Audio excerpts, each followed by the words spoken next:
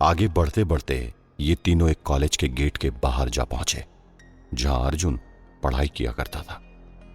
ये तो कोई कॉलेज नजर आ रहा है। वो देखो कॉलेज के गेट पर क्या लिखा है, आईजी कैंपस। लाइका ने कहा, इसका मतलब तुम्हारे प्लेनेट का जो शख्स है, क्या वो अभी इसी कॉलेज में मौजूद है? रोमा ने सवाल किया। हाँ, इससे तो यही जाहिर होता है कि वो इसी कॉलेज का एक पार्ट है। हो सकता है वो इस कॉलेज का स्टूडेंट हो, और अब ये भी हो सकता है कि वो एक प्रोफेसर हो, विराज ने जवाब दिया। विराज की बात सुन लाइका और रोमा कुछ सोचने लगे। इसका मतलब ये हुआ कि उसे भी अभी तक हमारे यहां होने का आभास हो गया होगा, इसीलिए चौकन्ने रहो विराज, क्योंकि कभी भी तुम्हारे साथ कुछ भी हो सकता है। रोमा विराज को आने वाले खतरे से आगाह करते हुए बोला। जवाब में विराज ने भी रोमा की इस बात पर हामी भरी। विराज, रोमा और लाइका अभी आपस में बातें कर ही रहे हैं, तभी उन्हें वहां कुछ दूरी पर काम्या दिखाई देती है, जिस पर विराज की नजर अब पड़ चुकी है। काम्या की खूबसूरती को देख विराज उससे नजरें नहीं हटा पा रहा है। वो काम्या के उड़ते बालों को देख रहा है, जिसे काम्या बार बार अपने हाथों से पीछे की ओर कर रही है और अपने आईब्रोज ऊपर नीचे करते हुए बातें कर रही है। विराज को काम्या को देखकर थोड़ा अजीब लगा। वो उसे ऐसे देख रहा है जैसे कि वो उसे जानता हो। तो वहीं लाइका काम्या को देखकर पास्ट के दिनों को याद करने लगी, जब वो इसी काम्या की शक्ल में अर्जुन के साथ मेघा बनकर काम किया करती थी। तुम बहुत खुशनसीब हो काम्या, जो तुम्हें अर्जुन जैसा प्यार करने वाला लड़का मिला। खुद से मन ही मन बात करते हुए लाइका कहती है। ये तो वही लड़की है ना जिसे अर्जुन प्यार करता है, रोमा ने थोड़ा शॉक्ड होकर कहा। इतने में विराज लाइका और रोमा से वहां से जाने के लिए कहता है, तो तुम दोनों यहां से चलो मेरे साथ। विराज का यूं अचानक जाना दोनों को अजीब लगता है। आखिर क्या बात है, विराज को क्या हो गया अचानक? लाइका ने हैरानी से पूछा। ऐसा कहते ही विराज वहां से जाने लगता है। फिर लाइका और रोमा भी उसके पीछे पीछे आ जाते हैं। काम्या के कॉलेज के तकरीबन 500 मीटर आगे जाने पर विराज एक जगह पर रुक जाता है, पर अभी भी काम्या का चेहरा विराज के दिमाग में घूम रहा है। क्या बात है विराज, तुम काम्या को देखकर वापस क्यों आ गए? लाइका ने सवाल किया, पर विराज ने कुछ भी जवाब नहीं दिया। विराज, कहो ना, क्या बात है? रोमा ने विराज से पूछा। उसकी इस बात को सुनकर विराज ने कहा, तुम दोनों को मैं अपना दोस्त समझता हूं, और इसी कारण तुम्हें एक सच बता रहा हूं, जिसे तुम लोग काम्या समझने की भूल कर रहे हो। वो असल में काम्या नहीं है। विराज के मुंह से यह बात सुनकर लाइका और रोमा के होश उड़ गए। दोनों को समझ नहीं आया कि विराज ये कह क्या रहा है। क्या? तो तुम्हारा दिमाग तो ठीक है विराज, वो काम्या ही है। इसके बारे में अर्जुन ने पास्ट में हमें बताया था, लाइका ने कहा। देखो, तुम मेरी बातों का विश्वास करो, मैं झूठ नहीं बोल रहा हूं। वो काम्या नहीं है, बल्कि वो मेरे मेराटिनो प्लैनेट की ही एक मेंबर है। विराज ने अब तक का सबसे बड़ा राज खोलते हुए कहा। इस बात को सुनते ही लाइका और रोमा एक दूसरे की तरफ हैरानी से देखने लगे। ये तुम क्या कह रहे हो विराज, और ऐसा कैसे हो सकता है? दोनों ने पूछा।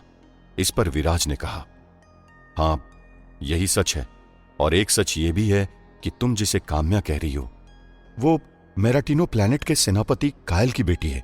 इसके पीछे एक बहुत बड़ा रहस्य छिपा हुआ है। क्या? ऐसा कैसे हो सकता है? काम्या तुम्हारे प्लैनेट की कैसे हो सकती है? तुम तो जानते हो ना कि वो एक इंसान है, रोमा ने चौंकते हुए कहा। वक्त आने दो, तुम्हें आगे जाकर सब कुछ पता चल जाएगा, विराज ने जवाब दिया। एक तरफ विराज को अपने प्लैनेट का शख्स मिल गया है, तो वहीं दूसरी तरफ पैरेलल वर्ल्ड में अर्जुन और रोबोट्स के बीच एक जबरदस्त वॉर स्टार्ट हो चुका है, जहां अर्जुन के ऊपर एक के बाद एक जोरदार अटैक्स होते जा रहे हैं। लेकिन बड़ी फुर्ती के साथ अर्जुन उन खतरनाक रोबोटिक अटैक से खुद को बचा रहा है।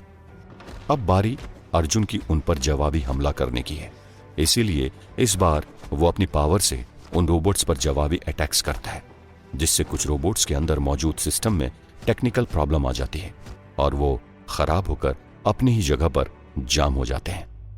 जिससे कि अर्जुन को कुछ पलों की खुशी मिलती है। लेकिन उसकी खुशी अभी ज्यादा देर तक टिकने वाली नहीं थी, क्योंकि जैसे ही वो अपने आप को संभाल पाता, उससे पहले उसके ऊपर एक बार फिर अटैक्स होने शुरू हुए। लेकिन इस बार भी अर्जुन ने इन रोबोट्स के खतरनाक अटैक्स से खुद को बचा लिया।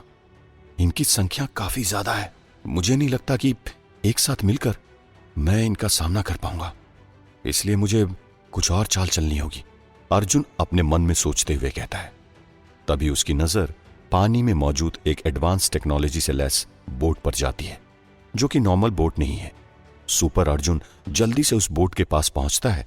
वो जल्दी से बोट के सिस्टम को अच्छे से चेक करता है। बोट के फ्रंट साइड पर एक स्क्रीन बनी हुई, जिसमें मौजूद सिस्टम को समझते हुए सुपर अर्जुन बोट स्टार्ट करता है और वहां से निकल पड़ता है। मैं ज्यादा लंबे समय तक इनको इस तरह उलझा कर नहीं रख सकता, मुझे इन्हें डिवाइड करने के लिए कुछ करना होगा। बोट में मौजूद अर्जुन खुद से बातें करते हुए कह रहा है। अर्जुन अभी चैन की सांस ले ही रहा था, वैसे ही उसने एक नजर पीछे की ओर देखा।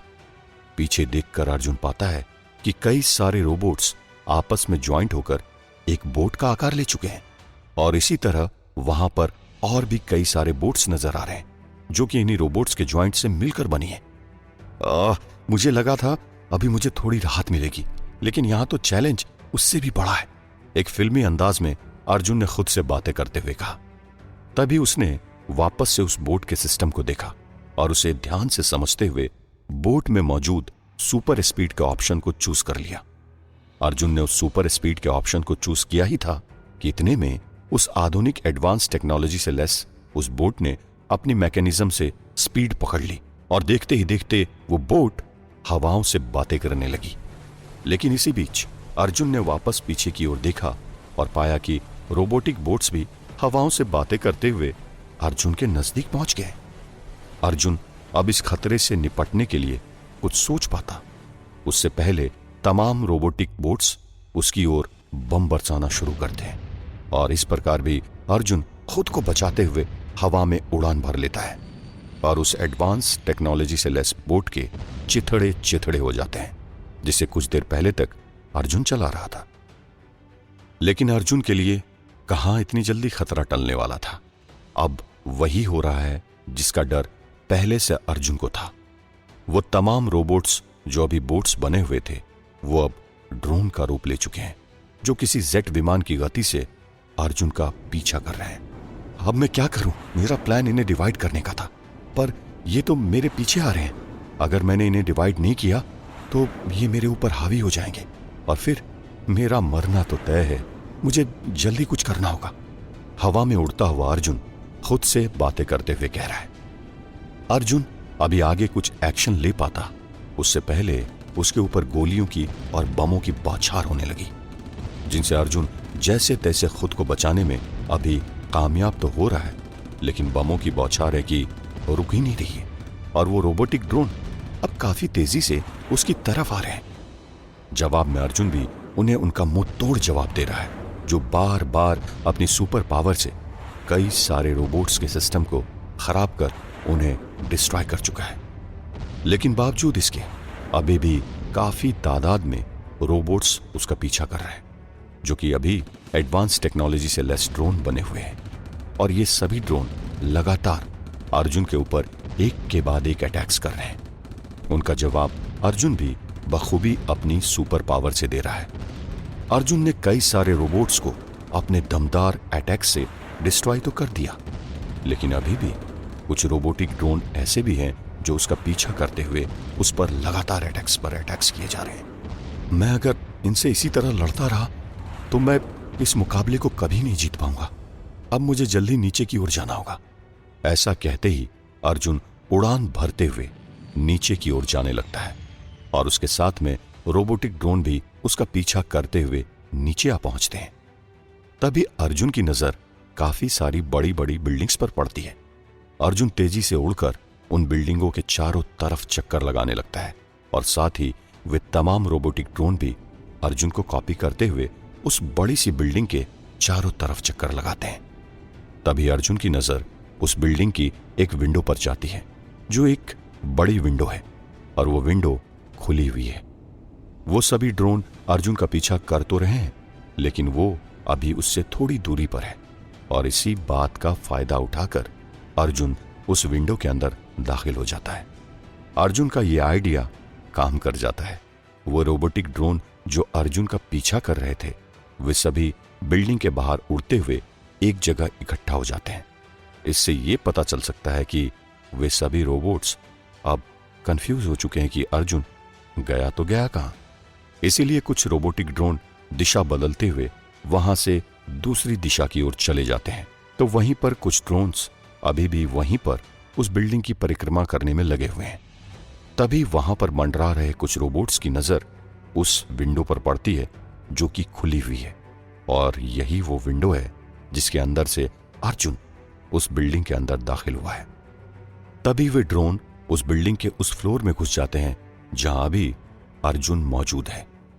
बिल्डिंग के उस फ्लोर के अंदर पहुंचकर वे रोबोटिक ड्रोन वापस से नॉर्मल रोबोट बन चुके हैं, जो कि वहां अर्जुन की तलाश कर रहे हैं।